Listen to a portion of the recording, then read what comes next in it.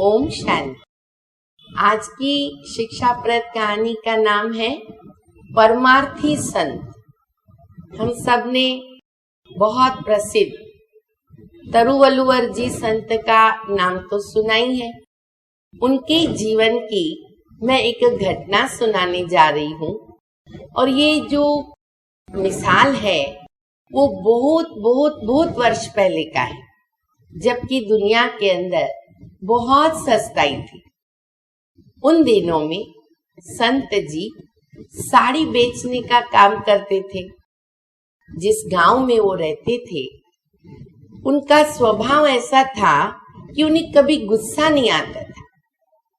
स्वभाव से नम्र थे, वफादार थे, शांत थे। एक बार गांव के कुछ 4-5 लड़कों को मन में आया कि ये संत को गुस्सा क्यों नहीं आता है। हम प्रयत्न करते हैं उनकी थोड़ी शरारत करने का। ऐसा सोचकर वो संत के पास जा रहे थे। एक लड़का धनवान माता पिता का लड़का था। उसको कुछ ज्यादा ही अभिमान था, अहंकार था। जब भी संत के पास पहुंचे और उन्होंने एक साड़ी पसंद की तो उस लड़के ने संत को पूछा कि ये साड़ी कितने की है। सस्ताई तो बहुत थी ना। तो संत ने कहा 10 रुपए की है। लड़के ने क्या किया, साड़ी के 2 टुकड़े कर दिए और उसको कहा मुझे ये आधा ही साड़ी चाहिए, अब इसका कितना पैसा लोगे। बड़ी प्यार से उन्होंने कहा 5 रुपया।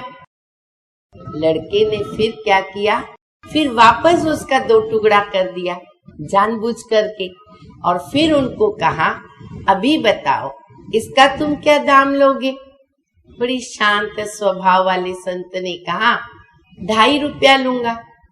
फिर उसने और भी छोटे टुकड़े कर दिए तो साड़ी के बहुत छोटे छोटे टुकड़े हो गए और फिर उस लड़के ने वो सारे टुकड़े उनको वापस करते हुए कहा कि अभी तो ये टुकड़े मेरे काम के नहीं, मुझे नहीं चाहिए साड़ी। तब शांत स्वरूप संत ने कहा कि ये साड़ी बेटा न तुम्हारे काम की है न मेरे काम की है, ये किसी के भी काम की नहीं है। तो लड़के ने कहा कि फिर आप इसके मेरे से पैसे ले लो, आपको तो नुकसान हो गया। तो संत ने कहा मैं तुमसे कैसे पैसे ले सकता हूँ, जबकि तुमने तो साड़ी खरीदी नहीं है, इसलिए मुझे उसके पैसे की जरूरत नहीं है। उसको और थोड़ा गुस्सा आया। धनवान लड़के को अभिमान था ना, तो उसने फिर उसको थोड़ा जोश में कहा कि आपको क्यों घाटा पड़ना चाहिए, मुझे कोई फर्क नहीं पड़ता है आपको पैसे देने में, आप अपने साड़ी का पैसा ले लो।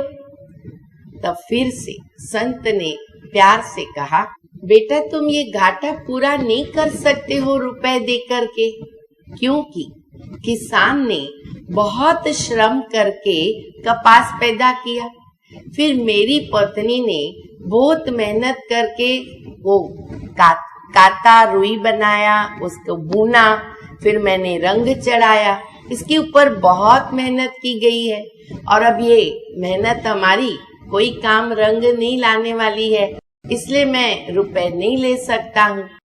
तो उस लड़के को बहुत ही शर्म आ गई।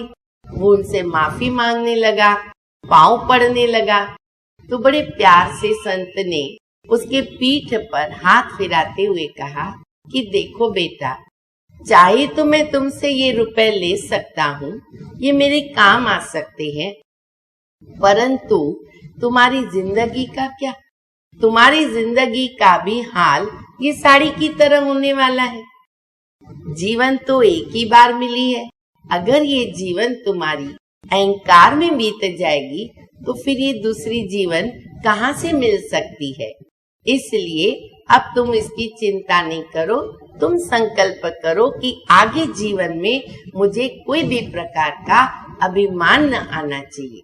लड़के ने समझ लिया और उनको समझ में आया कि क्यों संत जी को गुस्सा नहीं आता और कितने मीठे हैं। उन्होंने संत के आगे संकल्प किया कि मैं कोई भी प्रकार का अभिमान नहीं करूँगा। कहानी से हमें ये बोध प्राप्त होता है कि अभिमान, अहंकार कोई भी चीज का हो बहुत भयानक होता है, डेंजर है, नुकसानकारक है और किसी का भी अभिमान दुनिया में रहता नहीं है। इसलिए परमपिता परमात्मा भी हमें यही सिखाते हैं कि बच्चे नम्र बनो, दैवी गुणों को धारण करो। जितने महान बनते जाओ उतने नम्र बनते जाओ। ये नम्रता ही निरअहंकारी बनने में बहुत बहुत मदद करती है। ओम शांति।